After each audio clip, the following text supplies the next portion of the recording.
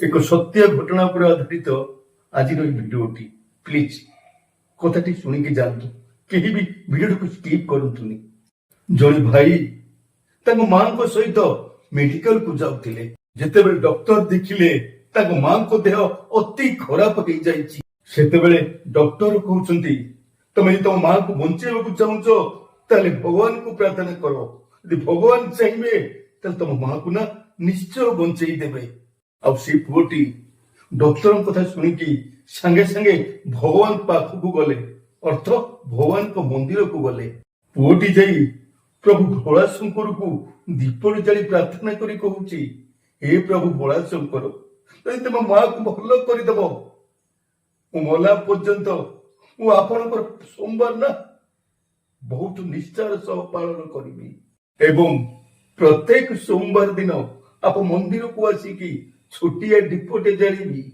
ଭକ୍ତିରେ ଭଗବାନଙ୍କୁ ଡାକି ଯେତେବେଳେ ପୁଅ ମା ପାଖକୁ ଆସୁଛି, ମା କିଛି ଦିନ ପରେ ଆସ୍ତେ ଆସ୍ତେ ସୁସ୍ଥ ହବାକୁ ଲାଗୁଛି। ସମ୍ପୂର୍ଣ୍ଣ ରୂପରେ ନା ମା ଭଲ ହେଇ ସାରିଛି।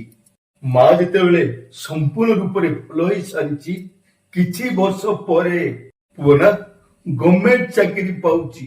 ଆଉ ଚାକିରି ନା ଏତେ ବ୍ୟସ୍ତ ରହିଯାଉଛି, ଭଗବାନଙ୍କୁ ପ୍ରତିଶ୍ରୁତି ଦେଇଥିବା କଥା ତାର ଜମାରୁ ମନେ ରହୁନି। ଦିନେ ମା ପୁଅ ମିଶି ଜଣେ ବନ୍ଧୁଙ୍କ ଘରକୁ ଯାଉଥିଲେ। ବାଟରେ ଏକ ହୋଟେଲ ପଡିଲା। ପୁଣି ସେଦିନ ଥିଲା ସୋମବାର। ଯେତେବେଳେ ମା ପୁଅକୁ ପଚାରୁଛି, ବାବୁରେ ତୁ କଣ ଖାଇବୁ? ପୁଅ ନା ସାଙ୍ଗେ ସାଙ୍ଗେ ମାକୁ କହୁଛି, ମା ମୋର ଚିକେନ ତରକାରୀ ସହିତ 4 ପଟ ରୁଟି ଦରକାର। ପୁଅ ମାକୁ ପଚାରୁଛି, ପୁଅରେ ତୁ ପୁରା ସୋମବାର ବ୍ରତ କରିଥିଲୁ ଯେ ସୋମବାର ଦିନ କେବେ ତୁ ଆଇଁଷ ଖାଇବୁନି ବୋଲି? ପୁଅ କହୁଛି ମାକୁ, ମା ମତେ ବହୁତ ଜୋରେ ଭୋକ ଲାଗିଲାଣି, ଏ ଆଖପାଖରେ ନା କୋଉଠି ଆଉ ହୋଟେଲ ବି ନାହିଁ। ପୁଅ କହୁଛି ମାକୁ, ମା ଆଜି ଦିନଟା ଖାଇଦେବି, ଆଉ ଆର ସୋମବାରଠୁ ମୁଁ ନିଷ୍ଠାର ସହିତ ମୁଁ ଶିବଙ୍କର ପୂଜା କରିବି। ଯେତେବେଳେ ମଣିଷର ଦୁଃଖ ଦୂର ହେଇଯାଉଛି ନା, ଆଉ ସେତେବେଳେ ଏ ମଣିଷ ମାନେ ନା ଭଗବାନ ବି ମାନୁନାହାନ୍ତି।